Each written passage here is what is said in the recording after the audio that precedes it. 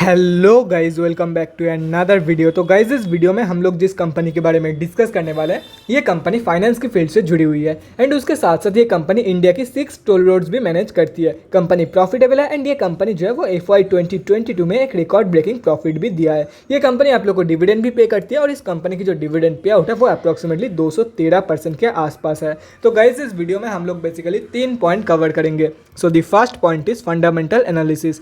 यहाँ पे हम लोग देखेंगे कि कंपनी कौन सी है, कंपनी फंडामेंटली कैसी है for short term trade and long term investment purpose. Second point is volume analysis. Volume को एनालाइज करके हम लोग फ्यूचर ट्रेंड के बारे में अंदाजा लगाने की कोशिश करेंगे। And the third point is technical analysis. यहाँ पे हम लोग डिस्कस करेंगे डिफरेंट टेक्निकल्स के बारे में, मतलब कहाँ पे आप लोग बाई करके चल सकते हो एंड क्या आप लोगों की टारगेट रहने वाली है फॉर स्विंग ट्रेडिंग पर्पस। तो गाइज बिना टाइम वेस्ट के पहली पॉइंट की तरफ बढ़ते हैं और देखते हैं कि कंपनी कौन सी है एंड कंपनी फंडामेंटली कैसी है।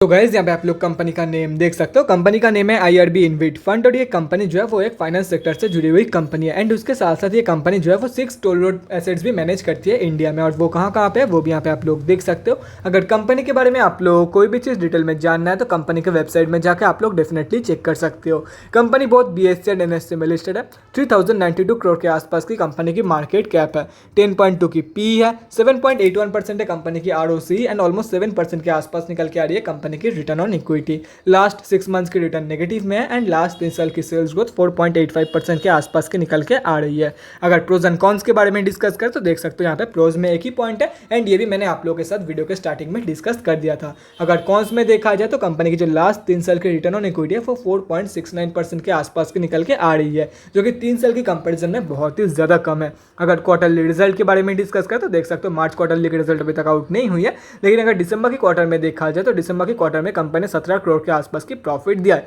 लेकिन फाइनेंशियल ईयर 2022 का रिजल्ट जो है वो आउट हो चुका है, जैसे कि यहाँ पे आप लोग देख सकते हो। एंड फाइनेंशियल ईयर 2022 में एक रिकॉर्ड ब्रेकिंग प्रॉफिट दिया है, जैसे कि यहाँ पे आप लोग देख सकते हो 303 करोड़ का प्रॉफिट दिया है इन फाइनेंशियल ईयर 2022। अगर बैलेंस शीट के बारे में डिस्कस करें तो देख सकते हो फाइनेंशियल ईयर 2022 का जो बैलेंस शीट है वो यहाँ पे मेंशन नहीं है, मतलब अभी तक बैलेंस शीट का हालत पब्लिक नहीं हुआ है। लेकिन अगर 2021 की फाइनेंशियल ईयर में देखा जाए तो बैलेंस शीट का जो हेल्थ है वो कुछ खास नहीं है। कंपनी की रिजर्व नेगेटिव में जा चुकी है एंड कंपनी के पास बहुत ही ज़्यादा डेट रहने वाली है।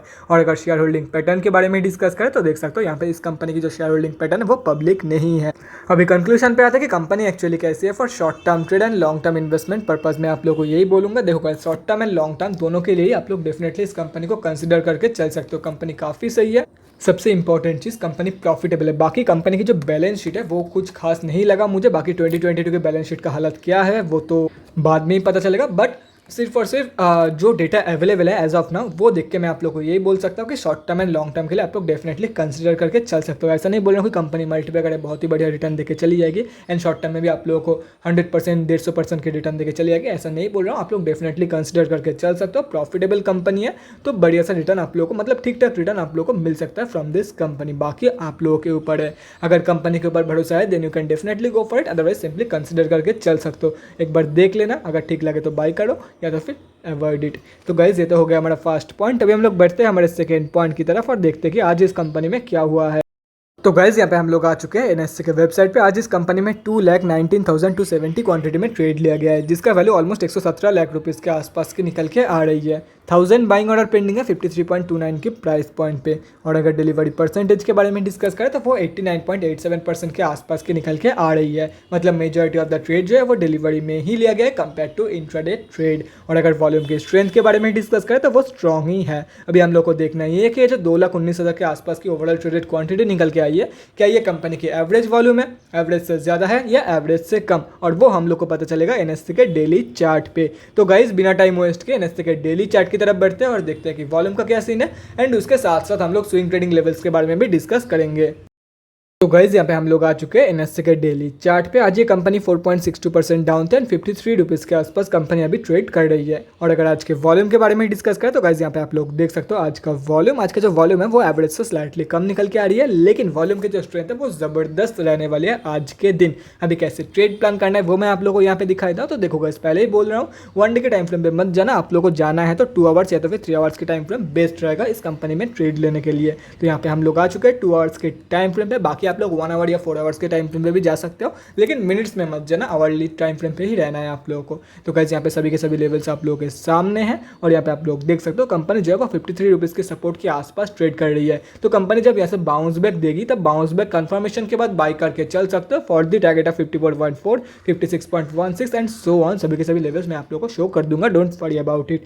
और अगर बाई चांस कंपनी ये सपोर्ट है 53 रुपीज़ के आसपास की, अगर यहाँ से स्लिप करके गिर जाती है तो wait for the bounce back from this support of 50 rupees. जब कंपनी फिर से यहाँ से बाउंस बैक देगी तो आप लोग बाई करके चल सकते हो for the first target of 53, second target होगा 54.4 का।